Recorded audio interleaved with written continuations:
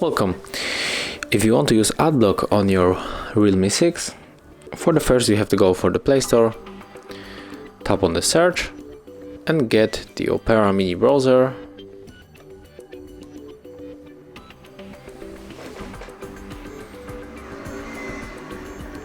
As you can see at the description, with this browser we can speed up the browsing without annoying ads. And right now I'm gonna show you how it works.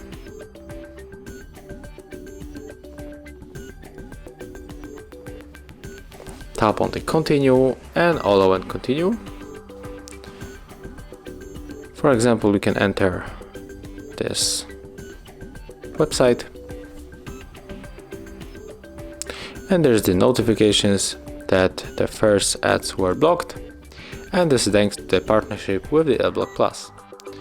So, in the upper section right here we can check how many ads were blocked. Thank you guys for watching, leave thumbs ups, comments and subscribe to our channel.